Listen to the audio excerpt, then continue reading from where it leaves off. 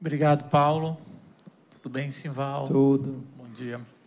Nós estamos na série Isso Muda Tudo, Encontros com Jesus. O encontro de hoje é uma continuação do encontro da semana passada.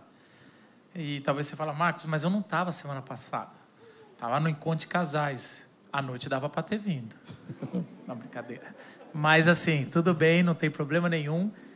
Vai dar para entender a pregação, mas eu recomendo fortemente da semana passada vocês assistirem no YouTube ou ouvirem em alguma plataforma de podcast, o que a gente falou semana passada. O texto de hoje está em Lucas 19. Abre a Bíblia de vocês, o aplicativo. E depois deixa, porque a gente vai voltar para dar uma olhadinha no contexto que Lucas colocou essa história. Lucas 19, versículo 1 a 10. Simval, você pode ler para a gente a história de Zaqueu? Então, Lucas 19, versículo 1. Jesus entrou em Jericó e atravessava a cidade. Havia ali um homem rico chamado Zaqueu, chefe dos publicanos. Ele queria ver quem era Jesus, mas sendo de pequena estatura, não o conseguia por causa da multidão. Assim, correu adiante e subiu numa figueira brava, para vê-lo, pois Jesus passava por ali. Quando Jesus chegou àquele lugar, olhou para cima e lhe disse: Zaqueu, desça depressa, quero ficar em sua casa hoje. Então ele desceu rapidamente e o recebeu com alegria. Todo o povo viu e começou a se queixar. Ele se hospedou na casa de um pecador. Mas Zaqueu levantou-se e disse ao Senhor: Olha, Senhor, estou dando a metade dos meus bens aos pobres. E se alguém extorquir alguma coisa, devolverei 4 vezes mais. Jesus lhe disse: Hoje houve salvação nessa casa, porque este homem também é filho de Abraão. Pois o Filho do Homem veio buscar e salvar o que estava perdido. Que Deus ilumine a palavra dele. Amém. Hoje no nosso culto. É interessante que quando a gente vai estudar os evangelhos, a gente vai ver que cada evangelista, ao escrever o evangelho de Jesus, ele coloca as histórias em ordem com que ele conte uma história do evangelho através das várias histórias de Jesus. E Lucas, já alguns capítulos para cá, ele está falando sobre o tema poder, dinheiro e acesso. Então, eu queria que você pegasse sua Bíblia, volta assim, se é um aplicativo, dá aquela rolada. No começo do capítulo 18, você vai ver, daria para voltar mais, mas eu vou pegar aqui, algumas histórias que está falando sobre pessoas que não tinham acesso e como Jesus dá acesso a elas. Então a gente poderia falar pessoas que não tinham poder. Mas é interessante que, como o texto principal de todas essas histórias é mais fácil um camelo passar no buraco de uma agulha do que um rico entrar ou ter acesso ao reino dos céus. Então, a gente entende que os textos foram colocados para falar de acesso. E depois dessa história de Zaqueu, o evangelista vai mudar total de assunto, porque agora vai para a crucificação. Então, essa é a conclusão de um bloco grande que o evangelista está trazendo. E ele veio com Jesus, ele põe a história que Jesus conta de uma viúva. As viúvas eram muito pobres, pessoas que não tinham recurso, que provavelmente precisariam mendigar, e que o Estado, ou o templo, templo e Estado ali eram a mesma coisa, tinham leis mosaicas de Moisés para ajudar as viúvas. E quem decidia essa lei era tipo uma cesta básica que tinha que ganhar, eram os juízes da cidade. E ele conta que essa viúva ia no juiz e falava: eu queria só o que é meu por direito, depois da desgraça que aconteceu de eu perder o marido. E essa viúva não tinha o que era dela de direito. E aí Jesus fala, por ela insistir muito, se humilhar e insistir, ela recebeu o que era dela com esse juiz, que era um juiz iníquo, um juiz que não valorizava ou não fazia o seu papel. Depois Jesus conta uma parábola de 2 homens que subiram no templo para orar, e os 2 homens queriam acesso a Deus, ao templo, a falar com Deus. Um era fariseu, e hoje se eu falar assim, fala um sinônimo de farisaísmo, talvez a maioria aqui falaria hipocrisia. Naquela época, a gente tem essa percepção que fariseu é hipócrita por causa de Jesus. Jesus chama de hipócrita, então a gente já ficou com esse estereótipo. Mas naquela época, o fariseu era alguém muito respeitado. Tenta pensar alguém que você respeita, tá? Tipo o médico da família. Geralmente, lá no interior, a gente tinha um médico da família. A gente respeita, aquela é o cara que vai poder salvar a gente. Então, fariseu era alguém respeitado. Sobe um fariseu e ele ora tanto assim, obrigado que eu não sou que nem os outros, esses pecadores. Eu não torço para tal time, eu não voto em tal pessoa, eu não sei o quê. Obrigado, Senhor, porque eu sou muito especial. E aí Jesus fala, esse não teve acesso. Saiu sem o perdão de Deus. E o publicano, que é uma figura odiada, eu vou já falar por que ele é odiado, ele não tem coragem de levantar os olhos, ele bate no seu peito e fala, Senhor, tem misericórdia de mim que sou pecador. E esse publicano, Jesus fala, esse teve acesso. Aliás, as duas histórias, tanto o jovem rico como o Zaqueu que a gente leu, é a materialização dessa parábola. Se você quer entender as duas histórias que são colocadas como espelho, é a história aqui de o jovem rico que olhava de si para, eu cumpro os 10 mandamentos, eu cumpro todos os mandamentos, eu sou uma pessoa que faz o bem, e aí esse cara não sai justificado, ele sai triste. E o publicano, que é o Zaqueu, ele não tem coragem, ele sai. É essa a história, já estou dando spoiler. E tem aí tem as crianças, que não têm acesso a Jesus. Acesso. E os discípulos barram. Aliás, os discípulos são igual a gente, né, cara? Os discípulos toda hora estão fazendo coisa errada. E os discípulos estão falando, não incomoda Jesus. E Jesus fala, não impeçam que as crianças cheguem a mim. Acesso às crianças que não eram valorizadas naquela época. Não tinha dia da criança naquela época. Criança era uma posse que ganhava alma aos 12 anos. É isso. Vamos lembrar que crianças trabalhavam em indústria até o século passado, é só depois que a gente... Então você imagina naquela época. E aí você tem o jovem rico e depois você tem um cego que está clamando por Jesus e os discípulos fazem o quê? Para de perturbar o mestre. Esses discípulos não entenderam ainda. Você não tem acesso a chamar Jesus aqui. Você é um cego, você merece ficar aí. E ele clama, filho de Davi, tem misericórdia de mim. E Jesus dá acesso para ele. Então vocês vão ver que a história é de um rico que achava que tinha acesso a tudo. Ele chega pomposo e fala, Jesus, interrompe Jesus, tudo. Fala, se tem alguém que tem acesso, sou eu ao reino dos céus. Só me fala o que eu tenho que fazer. E ele sai triste. E agora esse publicano, que é a figura pior da época. Deixa eu falar um pouquinho sobre publicano, só para você entender. O publicano é alguém que era rico e Israel foi conquistada, invadida por Roma. O Império Romano invade, cobra impostos altíssimos, só que o Império Romano invadiu tantas nações, que eles faziam o seguinte, os ricos das nações que foram invadidas podem comprar um título, um papel, aonde você vai pagar muito caro, mas eu vou autorizar você a cobrar imposto dos seus irmãos, e aí você vai ficar mais rico traindo eles, porque você conhece os guetos, você vai cobrar deles. Ou seja, os publicanos já eram ricos antes de trair o povo, e eles traem para ficar mais rico, jogando a favor do império, e atrasando a volta do Messias, porque o Messias de Israel viria para libertar Israel e destruir os opressores. Então, pensa num cara que já era rico, mas é tão mesquinho. Pensa assim, não quero que você fale alto. Pensa em um cara poderoso no Brasil, ou político, que você tem certeza que é bandido, ladrão, e que toda hora está no poder e o pessoal ainda gosta dele, e às vezes vai, e os caras defendem. Pensa, você pode, qualquer aspecto político que você tiver, você vai ter alguém para encontrar. E aí, esse é o publicano. Então, o pessoal... Se você postar que você está almoçando na casa desse cara, você vai encontrar muita gente odiando. É o que acontece aqui nessa história. E por ironia do destino, esse cara, que é muito, muito, muito rico, porque ele é o líder dos publicanos, ou seja, ele não é rico, ele é muito rico. E ele é muito, muito traidor. E muito, muito odiado. Por ironia do destino, ele é baixinho. Então você imagina os caras altos falando, você tem poder, tem dinheiro, mas não tem altura, meu amigo. E ele queria ver Jesus.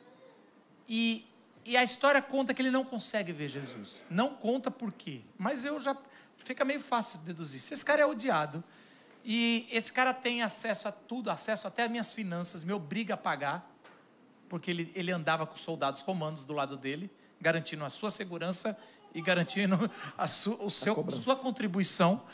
Aí ele chegava, ele queria ver, e o pessoal dando cotovelada nele. Eu daria também. Quero ser bem claro aqui que eu não, agora tu vai dar, arrancando meu dinheiro aqui, o leitinho das crianças e tal. E aí eu bati aqui, bati ali. E aí, esse cara, ele não conseguindo ter acesso a Jesus, ele fala, conheço Jericó. E Jericó é uma cidade também que tem muito sobre acesso, né? Sim, é? Tem mais, né? A gente, na última série, nós falamos sobre Raabe, que estava aqui, lembra? Mas se você procurar lá, você vai encontrar. E Raabe também de Jericó. Jericó é uma cidade que trata esse assunto, né? Essas pessoas que estão distantes e que são alcançadas. Então, Raabe vira uma heroína e ela está na genealogia de Jesus. E tem essa história de alguém que naturalmente não teria acesso a Deus, né, no Antigo Testamento. E aqui a gente encontra esses personagens dos dois que a gente conhece bem, Zaqueu e o cego Bartimeu. Esse cara, ele pensa, eu conheço Jericó, lá na frente tem uma árvore, eu vou subir, pelo menos eu vou poder ver Jesus. E ele corre na frente, sobe nessa árvore. E aí Jesus está passando embaixo, e de repente a história tem o plot twist, tem aquela surpresa. Eu fico imaginando as pessoas rindo de Zaqueu, um cara tão importante, ter que subir numa árvore, falando, por que ninguém te deu acesso, tá? Você não conseguiu, né, amigão? Tem que subir, que vergonha. Gente, é vergonhoso um cara importante subir numa árvore. Para conseguir, não sei se hoje mas é uma coisa constrangedora. Crianças sobem em árvores. E aí ele subiu ali, e aí Jesus para e fala, Zaqueu, desce porque hoje eu vou me hospedar na tua casa. Olha só como essa história é a mesma do jovem rico invertida, de trás para frente. O jovem rico o tempo todo conversando com Jesus, queria, Jesus, como é que eu tenho acesso a você? Como é que eu posso? Como é que eu tenho acesso ao reino de Deus? Cumpra os mandamentos. Cumpri, o que mais? Então vende tudo e dá para os pobres. Essa história, Zaqueu não fala nada, Jesus fala, como é que eu tenho acesso à tua casa? Eu vou em sua direção. É o contrário. Um está querendo o tempo todo ter acesso a Jesus, Jesus está colocando uns empecilhos que te incomodam. Fala, Jesus, esse jovem rico é um cara excelente, seria um ótimo genro, sabe? É crente, tem dinheiro, tem educação. Cara, esse é o cara. E Jesus fica todo botando obstáculos. E aí, agora esse outro é o maldito, é um traidor. E se você fala assim, eu quero ir na tua casa, eu te dou, eu quero ter acesso a você, posso? Eu e minha família, meus discípulos, né? Olha, para a gente fazer um paralelo para hoje, sabe aquela casa que você não iria? Não iria por algum motivo, porque tem aquela bandeira que você não gosta. Porque tem aquele povo que você fala, não dá nem para conversar. Jesus foi lá. Olha que impressionante. Seria aceito se Jesus fosse na casa do cego Bartimeu que ele tinha acabado de curar. Seria aceito se ele fosse na casa de uma viúva, na casa de um fariseu, na casa de qualquer outra pessoa, mas na casa onde todos da cidade de Jericó diriam, não vai nessa casa. Se tem uma recomendação para dar, fala, naquela casa Jesus lá, pode ir em qualquer lugar, menos nessa. O povo recomendaria, porque a reclamação que a gente vê aqui, recomendaria que Jesus não fosse lá. E a gente tem, né, infelizmente, a gente tem as nossas histórias para dizer, tem lugar que eu não queria ir, tem lugar que eu não quero chegar, tem pessoas que eu não gostaria de ser aquele que vai ser usado para alcançar. E aqui a gente tem uma lição dessas bem incômodas. E para nosso tempo agora, né, nós estamos em tempo de eleição, para nosso tempo agora acontece bastante. Todos nós aqui temos, ou se as histórias não são das nossas famílias, são histórias das nossas relações, onde famílias estão divididas a ponto de nem almoçarem juntos nessa época, ou até já pararam de fazer isso há algum tempo. E aqui é uma situação, né, como o Marcos explicou para ele, é uma situação política que faz com que isso aconteça. Político-financeira. E Jesus não se intimida por essas limitações. Então isso é uma lição muito desafiadora para nós, onde nos coloca em xeque com os nossos valores. Essa pessoa eu não quero nem falar. Nesse lugar eu não quero nem ir. Essa pessoa não merece ouvir o evangelho. Eu não posso sentar na mesa com ela e comer ou jantar com ela. E é interessante, porque é política, é financeira e é religiosa também. Sim, é religiosa. E por sermos assim, a gente acha que Deus age assim. Essa é a primeira parada que eu queria fazer nessa história, é para falar o seguinte: é Jesus quem decide quem tem acesso no reino. Não somos nós e nem a religião. Porque ao longo das nossas histórias, e agora eu estou tentando trazer para a nossa realidade, talvez a religião evangélica, porque a gente, se você me perguntar, Marcos, você é de que religião? Sou evangélico. Mas eu, de alguma forma, não sei explicar, eu sendo pastor não sei explicar, na religião evangélica tem muita coisa do homem e tem coisa de Deus. Então eu estou falando de religião do homem. Na religião evangélica, o tempo todo vai dizer o seguinte: você tem que ser tal tipo de pessoa para ter acesso ao evangelho. Você tem que fazer tal coisa para ter acesso a Jesus, ao evangelho. Você tem que largar tal coisa e abraçar tal coisa para ser aceito por Jesus. É como se Jesus falasse: Zaqueu, eu vou na tua casa, mas antes eu tenho uma listinha aqui que você tem que fazer, eu vou para lá, volto, na volta a gente entra na tua casa, tá? Senão você não é digno de me ter na tua casa. A gente faz essa lista. E seja qual lista. Ou então já apontaram no teu nariz e falaram: você não deveria ser seguidor de Jesus, evangélico. Você não é, você sabe, né? Você não é, só que sua condição não pode ser. Você não pode. Essa sua orientação não pode ser um seguidor de Jesus. Você sabe, né? Ou você muda tudo e depois você aceita. Esse é um grande discurso que a gente tem sobre batismo. A gente tem porque assim, cada vez mais a religião, e eu não estou dizendo que não tem razão, coloca mais regra e mais classe, mais aula que você tem que fazer antes de ser batizado, só para você entender o que é batismo. E quando a gente vai para a Bíblia, é assim: quem quer ser batizado? Eu, então vem. O que impede de eu ser batizado? Nada. Vamos lá, para o eunuco. A gente cada vez coloca mais lista do que impede de ser batizado. Ah, peraí. O que impede de Jesus entrar na minha casa? Peraí. E as pessoas foram colocadas, talvez você carregue isso. Um grande acusador dentro de você, falando: você não merece, você sabe. Você é um impostor nessa igreja. Você está fingindo. Você sabe que o seu passado te condena. Você não, que bonitinho você levantando a mão no louvor. Quanta hipocrisia. Nossa, você está dando tudo isso de dízimo. Você sabe que você não deu 3 meses, agora está achando que está tudo certo? Nossa, todo mundo sabe como foi sua juventude. Agora tu está querendo ser o pai de família? Não, eu vou até parar.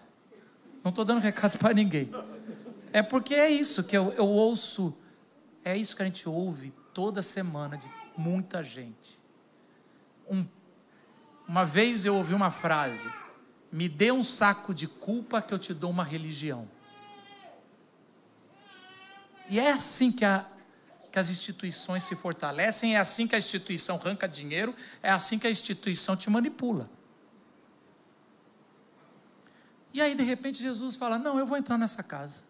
E todos os discípulos falam: não, cara, isso aqui é comida maldita, a gente vai comer bem? Vamos comer bem. Queria.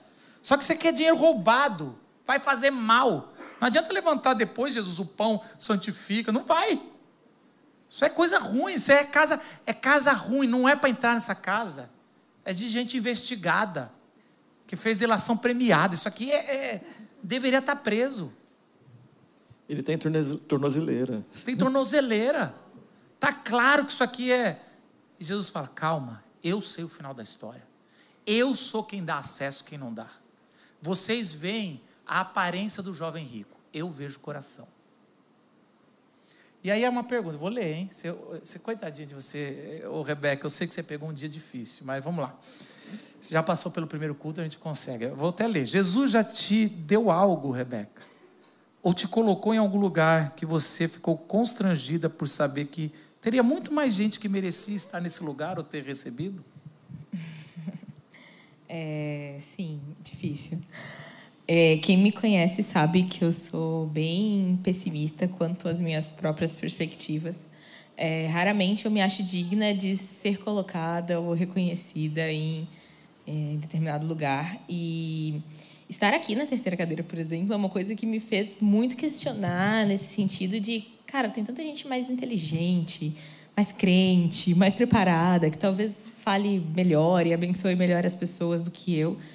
E isso também se aplica à minha vida pessoal, como uma promoção no trabalho que eu queria muito, orei muito, esperei. E quando eu recebi, eu quase que chamei minha chefe e falei, tipo, mas você lembra que eu errei esse dia, que eu fiz isso aqui, esqueci disso, e você acha mesmo que eu mereço? Tem o fulano, o ciclano que talvez mereçam mais. E eu me vejo muito nessas situações, assim, de questionar, sabendo que, apesar de ter orado e ter entregado e saber que Deus está me dando isso, que Jesus me deu, eu questiono, não me acho digna, assim, quase constrangida de ser recebida, colocada em determinadas situações. Hoje de manhã, na hora que eu cheguei, eu estava pensando qual vai ser a resposta, porque, de fato, a pergunta está bem desafiadora. E eu me lembrei do Dia dos Pais. No Dia dos Pais, os meus 2 meninos, o Pedro e o André, um tem 23, o mais velho 23, e o outro tem 19. Eles escreveram uma homenagem no Dia dos Pais, assim, coisa legal demais de ler, assim, de encher o coração. Fiquei, ao mesmo tempo, feliz de ler aquilo, porque falava de mim, mas eu estava também, ao mesmo tempo, constrangido, porque eu, quando tinha 19 anos, eu tinha vergonha de ser crente. Eu não falava para ninguém. Eu tinha vergonha de... Meu pai era pastor, eu não falava para ninguém que meu pai era pastor. E eles tratam isso com uma naturalidade e no que eles escreveram, né, nas redes sociais, lá falando do Dia dos Pais, e falando de mim, uma coisa assim que eu, apesar de estar feliz, né, via essa coisa que eu não mereço, e eu fui um filho que deu muito trabalho para os meus pais. Então, eu não mereço também porque meu pai e minha mãe oraram muito por mim, nessa idade, inclusive, era né, algumas recaídas, já com 23 anos, eu já estava casado, tentando já me recuperar, mas de vez em quando aconteciam minhas recaídas ainda, com cocaína. E aí, eu lutando contra isso, eu me lembro disso e vendo meus filhos hoje, falando assim, eu não mereço esse tipo de... Aí eu falei para a Adriana, falei, amor, eu acho que missão cumprida, né? Missão de pai está cumprida. Ela falou assim, de pai talvez, mas de marido ainda não. Você pode, né? Vai embora, não. Tem muita coisa para fazer ainda. Você ainda tem uma jornada grande para andar. Mas uma coisa que é interessante de olhar para isso e sentir essa coisa que ainda bem que eu não fui visitado por aquilo que um montão de gente fala, né? Fui castigado na próxima geração, né? Pagar os seus pecados, né? E até meio que é uma coisa típica de mãe, né? Quando você for pai, você vai ver, você vai... Né? Eu não passei por isso e assim me alegro de ter visto isso e vejo assim quando olho para outros pais que, né, porque é parte do trabalho que a gente faz, aconselhar, ajudar famílias e pais e eles contando as suas lutas e eles fizeram coisas que eu fiz também, andaram no mesmo caminho que eu andei, oraram, leram livros e buscaram um jeito de fazer o melhor pelo filho e tal, e eles não tiveram o mesmo resultado, né? O que eu tenho para dizer é que se você está passando por isso, a história não acabou ainda. Né? A história não acabou ainda. Então, o que posso dizer até aqui que eu tenho essa sensação, mas o que vai vir pela frente, né? Eu não sei. Mas é esse sentimento. Eu me lembro de ter chego aqui na terça-feira, depois do Dia dos Pais, e o Paulinho, a gente se encontrou aqui na hora da nossa reunião aqui de equipe, e o Paulinho falou assim, Val, que coisa legal ler o que os teus filhos escreveram para você. Ele falou assim, se um dia algum dos meus filhos escrever isso para mim, eu estou feito, eu cumpri a minha missão. E eu queria poder dizer, numa hora que alguém fala um negócio desse, dizer, então faz tal coisa, que vai dar certo. Mas não tenho o que dizer. Eu faço o que todos vocês que são pais, ou que serão pais, devem fazer, orar pelo filho, andar junto com ele, e estar perto dele, como alguém que é amigo e pai, né? Tem uma relação amistosa, mas também é pai. E Então, essa sensação de receber um presente, por graça de Deus, mas me sentir indigno pelo que eu já fiz. Então, esse negócio do saco de culpa que você falou, apesar de ter pedido perdão, de ter conversado com meus pais, né, ainda quando meu pai estava vivo, mas eu ainda acho que eu não paguei a conta ainda o suficiente. E, na verdade, a gente vai descobrindo com o Evangelho que essa conta não se paga. Ou já foi paga.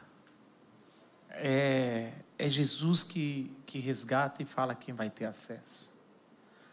E se você um dia ouviu a voz de Jesus, não deixa outras pessoas falarem que Ele não pode entrar na tua casa, que Ele não pode ter acesso a você, e que Ele não pode escolher. Porque é Ele. Não é a sua história e nem você. É graça pura. E Jesus, eu imagino Zaqueu descendo, e do lado de Jesus andando, e aí, como é que ele, sendo mestre, senta com pecadores? Lembra dessa frase? É a mesma frase, se você voltar a Lucas 15, é porque ele senta com pecadores, por isso que ele conta da ovelha perdida, a história, tudo. Como é que ele senta com pecadores? Pois é isso. E ele entra dentro daquela casa, e aí, sabe aquela parte do filme que fica uma musiquinha? Sabe aquela parte? É uma parte que tem uma barriga, geralmente, para desenvolver rápido o filme. E aí, no final, já pula a história para um brinde que ele vai falar o que ele vai fazer. A grande coisa é que você fica assim, o que Jesus falou para esse camelo passar no buraco de uma agulha? Porque o que está acontecendo aqui é exatamente isso. Lucas coloca a história logo depois e fala assim, sabe? Se esse jovem rico não entra, e é mais fácil um camelo passar no buraco de uma agulha do que um rico entrar no reino dos céus, então o que eu vou fazer? O que é impossível a Deus é possível aos homens. Calma. E agora esse cara vai passar. Esse cara vai agir com uma generosidade nunca vista. O que falaram aqui? O que Jesus falou? Esse é o recurso literário que Lucas está nos chamando, não para a gente especular o que Jesus falou, é para que você, não vendo, preste atenção nas histórias ao redor. É exatamente para isso. O que ele falou, já escrevi nas histórias, só leia de novo. Tem um filme do Nolan, que é Inception, a Origem, que é um filme meio louco, não dá para explicar Nolan numa pregação. Mas assim, ele o tempo todo ele entra dentro dos sonhos, ele nunca sabe se está acordado. Quem nunca teve aquele sonho que você acorda dentro do sonho e você achou que você acordou? E tem maluquices, eu já tive maluquice. Se a gente abrir sonho, aí zoou aqui. Eu tenho sonhos que eu sei que eu estou sonhando. Aí é legal, porque daí eu faço o que eu quiser no sonho, porque eu consigo manipular, mas eu sei que eu estou sonhando. Então assim, é uma parada de sonhos. Só que eles têm um negócio lá que é uma âncora para saber quando está acordado ou não, que no caso do Leonardo DiCaprio é um peão. Então o que acontece? Toda vez que ele quer saber se ele está sonhando ou não, ele roda o peão. Se o peão cai, não faz nem muita lógica, mas se o peão cai, ele sabe que está acordado. Se o peão fica rodando o resto da vida, ele fala, estou dormindo. Então ele esconde esse peão, ninguém sabe. E o grande objetivo dele é reencontrar com a família dele, com os filhos dele, e viver em paz. E aí a gente chega no final do filme, ele vê os filhos, ele vai ficar para os filmes, e ele, antes de... ele tem que ver se aquilo é um sonho, e ele roda o peão, só que ele fica tão emocionado com a busca dos filhos, que ele vai até os filhos, e o filme acaba antes, o peão dá aquela cambaleada, mas a gente não sabe se caiu ou não. Dizem a teoria da conspiração que dá para ouvir no letreiro o peão caindo, mas eu acho que é mentira. Muita gente ficou com raiva. Eu odeio o filme que não decide o final, tem que decidir se ele vai nunca ver ou se ele vai ver. E eu, como sou meio metido de filme, eu acho que eu entendo, eu falo assim, gente, é o estilo para dizer, não importa se caiu ou não, a história já foi contada, o conteúdo está no processo e não nesse peão se cai ou não. E é mais ou menos aqui, não importa o que Jesus falou, a história já foi contada, está aqui na cara da gente o tema, o acesso, e o que importa é que esse cara levanta no final da janta, talvez num brinde, e fala, quero falar um negócio. Aí todo mundo, vamos ver. eu vou dar metade do que eu tenho aos pobres. Se na história antes Jesus falou, falta uma coisa, vende o que você tem e dê para os pobres, esse Jesus nem pediu e está dando. Olha como a história é totalmente invertida. Esse cara está dando as coisas para os pobres, nem pedir nada. Não, eu estou dando. Aí alguém pode falar, mas metade não é tudo, hein? O cara é esperto, ficou um pouquinho. Mas ele guarda a outra metade para garantir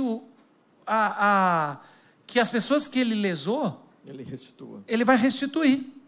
Ou seja, ele fala o seguinte, se eu tirei de alguém, se eu roubei, se eu causei dano para alguém, eu vou restituir 4 vezes mais. Talvez um discípulo, um para o outro, um tentando aprender, aonde está na lei de Moisés sobre restituição? Vamos ver o que é a lei. Lembra que Jesus fala, se você quer ter acesso ao céu, obedeça a lei, os mandamentos. Alguém está falando, como é que é? Aí alguém fala, vamos abrir aqui. Aí ele fala assim, Êxodo 22:9. Dá uma olhada no que é Êxodo 22:9, que a lei de Moisés diz. Sempre que alguém se apossar de um boi, jumento, ovelha, roupa, ou qualquer outro bem perdido, aquele a quem os juízes declararem culpado, restituirá o dobro ao seu próximo. Ou seja, a lei de Moisés, que é uma lei bem justa, diz assim, se você fez um mal para alguém, se você prejudicou, você paga o boi que você matou sem querer, fez alguma coisa, e dá mais um outro boi como indenização. Você paga o dobro do que a pessoa deveu. Esse cara, ele não está na lei. Esse cara, ele fala assim, eu vou restituir 4 vezes mais. Alguém poderia levantar, mas só precisa de 2. 4 vezes mais. Depois de uma história dessa, não dá para discutir se dízimo é do bruto ou do líquido. Pergunta para Zaqueu. Porque assim, isso aqui não é mais sobre qual é a lei. Isso aqui é, Jesus entrou na minha casa. O que eu tenho não tem mais valor, ou tem pouco valor diante de Jesus estar comigo. O que eu tenho perdeu. Eu não mais luto minha vida para conquistar coisas. Eu fui conquistado por Jesus. Ele me deu acesso. Eu não gasto mais meus recursos para ter. Eu sou. Jesus me chamou pelo nome. Interessante.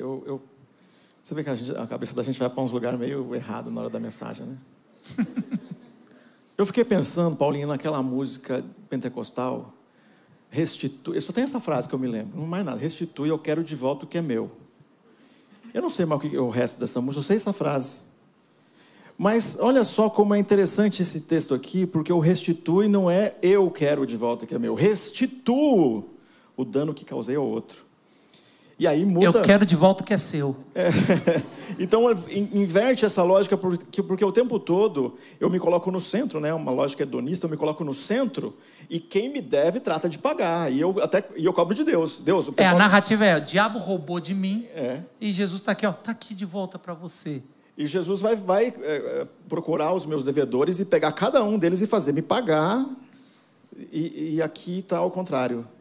Eu descubro e eu sei a quem eu causei dano, e eu vou restituir. Então, não depende, né? Zaqueu não falou, Jesus, mas é o seguinte, também tem gente me devendo aí. Zaqueu não falou isso. Provavelmente tinha. Eu tenho que pagar muito para o império. Provavelmente tinha. Então, ele tem um processo diferente acontecendo que muda a lógica da vida desse homem. Não, e aqui está um ponto importante, porque a gente tem um perigo de ficar só no dinheiro. É dinheiro. Eu tenho medo da cultura vai tirando dinheiro. É o que eu falei. Quanto mais a gente ouve a história do camelo e da agulha, mais os caras querem. O que é? Quando Jesus fala, é mais fácil um camelo passar por buraco de uma agulha, cada vez na história da igreja, tentaram aumentar o buraco da agulha e diminuir o camelo. Então, inventaram uma história que não tem documento nenhum. Inventaram uma história que buraco da agulha é uma porta na muralha. Então, assim, então os camelos tinham que se agachar para passar. Balela. Estão tentando fazer o milagre de Deus. Ou que corda no grego, isso é verdade, rima com corda, que camelo no grego rima com corda. Então, na verdade, o que Jesus está dizendo. Já se achou documento de antes do 1º século, no judaísmo, de um ditado que fala de grandes animais, elefantes e tudo, que tem que passar no buraco de uma agulha. Ou seja, Jesus está dizendo um ditado. Ele está claramente falando, é impossível. E aqui a gente está vendo o camelo passar no buraco de uma agulha. Então, assim, a gente está vendo aqui um negócio de restituição. Ou seja, se arrepender é restituir. Isso é importante, está muito claro. Porque a nossa cultura cada vez mais está jogando que se arrepender é um ato de falar. Me arrependi. A gente, no nosso casamento, muitos trouxeram isso das suas famílias, de não pedir perdão. O que acontece? Errei, brigamos, e aí eu vou deixar passar 1 ou 2 dias, e aí eu faço uma coisinha para você, você faz para mim, a gente vai, não, vamos, você sabe que eu já me arrependi, eu sei que se eu pedir perdão você vai perdoar, então vamos, e aí o negócio vai indo, daqui a pouco entra em rota normal. E nunca se pede desculpa, e nunca se restitui. Porque palavras que foram faladas não voltam atrás. E aí, precisa ser falado e restituído. E aqui é muito interessante, a gente pensaria, numa cultura moderna, falaria, ele falou, me arrependi de roubar, não vou mais roubar, tá bom? Ok? Vai fazer uma auditoria nos meus bens e vamos ficar. Não. É restauração. Você restitui. Interessante, eu estou nesse exato momento sem energia na minha casa, desde sexta às 8 horas da noite. Hoje de manhã, não tomei meu café, porque não dava, e também porque eu estava com medo de abrir a geladeira, porque já estava saindo um fedor de lá. Falei, e eu sou daqueles caras, você lembra que eu já contei aqui, eu nego. Eu prefiro, se eu não abrir a geladeira, não aconteceu nada na geladeira. Provavelmente minha esposa está muito brava agora lá, limpando a geladeira. Eu sei que assim, mas eu estou assim. Eu não quero ouvir da companhia elétrica, me desculpa, me arrependi de demorar. Eu provavelmente quero que eles restituam o que eles prejudicaram. Porque arrependimento tem restituição. Ou seja, vocês me causaram, se queimou minha geladeira, vocês precisam consertar, e um montão de coisa se perdeu que pelo meu azar, a gente fez a compra do mês nessa semana. E aí, olha que interessante, para as companhias eu acho que é justo eu ser restituído. Mas quando eu peço perdão, é só um perdão. Você tem que me perdoar, você é cristão. Mas na fé cristã, se arrepender é restituir no que puder. Eu errei, eu vou caminhar com você até você voltar no ponto que eu te tirei. Minhas palavras te ofenderam, eu vou voltar, não só vou retirá-las, eu vou trabalhar com você. Então, às vezes, a gente corta relacionamentos, e você talvez está sem falar com alguma pessoa da sua família há anos. O que Jesus pede para você não é para você ligar para ele e falar, me perdoa. É o começo. Mas restitui o tempo perdido.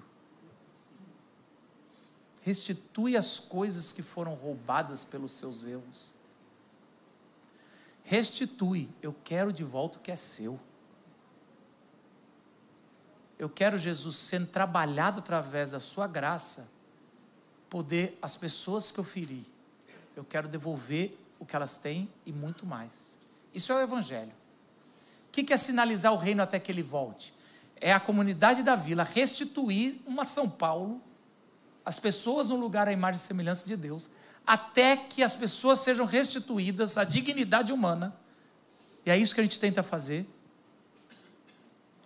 E ela sendo restituída, Jesus volta. Já pensou se Jesus fosse só de pedir de perdoar? Eu perdoo, eu sei que vocês pecaram, vão para o inferno, eu perdoo. Mas consequências são consequências, vocês vão para o inferno ainda. Não, a grande maravilha do Evangelho é que ele perdoa e ele restitui o que não merecíamos. Rebeca, teve alguma vez que você errou e teve que lutar muito, teve uma luta muito grande de pedir perdão e restituir? Todas as vezes, né? Eu tenho bastante dificuldade de pedir perdão, de reconhecer assim, o erro e pedir perdão. Venho dessa cultura de que dá uma sensação que é fraqueza, me coloca em um lugar de vulnerabilidade, pedir perdão. E aí, quando eu casei, eu fui desafiada a aprender a lidar com o perdão melhor, porque o Pedro tinha mais facilidade de pedir perdão do que eu. E é quase que a mãe que faz um bolo, assim, só para... E não pede perdão, segue a vida. Compra alguma coisa aqui no meu vale e tá tudo certo. E agora tem sentido, desde que eu casei, tem sido um desafio aprender a restituir, né? Conversar sobre isso, a tratar isso. E tem sido um aprendizado, assim, tem sido toda uma desmistificação de tudo que eu aprendi, de como eu fui construída, assim. E tem sido um desafio. Acho que Deus tem derramado graça na minha vida nesse sentido. O perdão é um dos assuntos, quando a gente faz o Cura pela Palavra, é um dos mais desafiantes, assim, dentre os mais desafiantes, provavelmente. Eu me lembro do começo do ministério. Eu estava na igreja onde eu cresci, então eu estava me preparando, né, estudando teologia, e o pessoal já começou a me chamar de pastor, e eu estava cuidando dos jovens e adolescentes. E aí, num desses momentos assim de olhar para si, ver as coisas, né, ver os problemas acontecendo entre os jovens e adolescentes ali, me ver naquilo, e aí comecei a fazer, né, durante a semana, fazer uma oração sobre as pessoas que eu tinha ofendido, que eu tinha causado dano, entristecido. E me lembrei de um menino que, ele não é um vizinho, ele não cresceu com a gente, mas ele estava ali no nosso convívio. Ele era mais próximo do meu irmão mais novo, então são 5 anos de diferença. E ele era a principal vítima da minha crueldade. E quem tem, né, aquilo, hoje a gente fala do bullying de um jeito, mas quem, né, tem 40 anos ou mais vai lembrar qual era o nosso estilo de vida antigamente, como é que nós vivíamos, como é que nós lidávamos com isso. Era de uma forma muito agressiva e cruel, e não tinha misericórdia nenhuma. Nos apelidos, na humilhação, isso era sempre fazer alguma coisa e ficar usando a criatividade para a maldade reiteradas vezes. E eu lembrei desse menino, e com um aperto no coração. Ele tinha mudado dali, ele tinha frequentado a nossa igreja durante algum tempo. E durante aquela semana eu orei, e eu estava num ciclo de perdão, de pedir perdão para as pessoas que eu tinha feito. E estava lidando com esse tema, porque, sendo pastor de jovens, o tempo todo a gente lida com isso. E você vê o dano emocional naqueles que são mais frágeis desse estilo de vida. E, aparentemente, aqueles que não são tão frágeis também têm os danos emocionais, né? E aí, eu vendo aquilo, então, lidando, né? Tinha os pré-adolescentes, os adolescentes, os mais velhos, e aí, vendo os problemas ali, como que eu podia atuar, e eu presente para aquilo e vendo quanto mal tinha causado. Aí, orei por isso, e, para minha surpresa, coisa de Deus, esse menino, agora homem, foi no culto do domingo. E ele chegou no culto do domingo com a esposa dele, e, assim, os sinais claros da distância que eu criei, que ele cumprimentou as outras pessoas e ficou distante de mim, não se aproximou e não queria nem me cumprimentar. Então, teve uma troca de olhar, e eu fui até ele e falei o nome dele e disse: eu acho que eu causei muita dor para você, fiz muita maldade, eu quero te pedir perdão. E eu ainda não estava presente para o todo do perdão, como eu ensino hoje no Cura pela Palavra e como a gente está aprendendo aqui. Que restituição é parte de um processo que não é só de palavra. Quando eu causo dano para uma pessoa, tem essa outra parte, que é como é que eu posso restituir. Às vezes você pode perguntar para a pessoa, ou você mesmo já chega ali com alguma forma de fazer essa restituição. E aí eu pedi perdão para ele, ele me olhou, não me respondeu. Queria muito dizer uma história com um final feliz para vocês. Claramente ele estava abalado. E aí logo tem que começar o culto e as coisas ali que eu tinha que fazer. E eu não vi mais ele. Provavelmente ele foi embora daquele culto. Foi a última vez que eu vi ele. Então eu tenho no meu coração a parte da paz de ter um caminho onde eu dei um passo na direção da restauração. Mas eu queria que mais histórias da minha vida tivessem oportunidade de ser resolvidas com perdão e com restauração. E de conversas que não foram terminadas e que precisam ser. E que não podem ser terminadas diante de Deus. Podem ser terminadas em uma situação como essa aqui, que é surpreendente, né? Imaginar o que a conversa, né, de Zaqueu com Jesus está meio no vazio, né? A gente não sabe o que aconteceu ali, mas é alguma coisa que faz o homem que fez o mal tomar uma atitude que muda a trajetória dele para sempre. Quando Jesus ouviu o que aquele homem falou e fez, versículo 9 diz assim: Jesus lhe disse: hoje houve salvação nesta casa, porque este homem também é filho de Abraão. Ou seja, esse homem faz parte do povo de Deus. Pois o Filho do Homem veio buscar e salvar o perdido. Facilmente a gente coloca Zaqueu como o herói da história. Mas o Filho do Homem veio buscar e salvar o perdido. Ele veio para dar acesso aos que reconhecem e que se humilharam, dizendo: eu preciso de ajuda. A viúva se humilhou para ter o que era de direito, e ela teve o acesso. Aquele publicano se humilhou, batendo no peito, dizendo: não poderia ser digno nem de orar, nem de estar num lugar sagrado. Ele teve acesso. Aquele cego continuou clamando: Filho de Davi, tem misericórdia de mim. E ele voltou a ver. Qual é o seu grito? Qual é o seu clamor nesse dia? É Jesus que escolhe quem tem acesso. E Ele te chama pelo seu nome. Nunca duvide disso. Deixa Ele trabalhar. No fundo, não é o que Jesus disse naquele jantar. É quem é Jesus. E se Ele entrou na tua vida, Ele tem poder para restaurar tudo até que Ele volte. Não espere Ele voltar para ter tudo restaurado. Deixe Ele restaurar na sua vida o que precisa ser restaurado. Baixe sua cabeça, vamos orar. Senhor Jesus, pedimos restauração. Pedimos que o Senhor nos perdoe. Pedimos que a gente não dê ouvidos aos impostores que tem dentro e fora de nós, falando que não temos acesso. Na cruz o Senhor nos deu acesso, livre acesso ao Pai.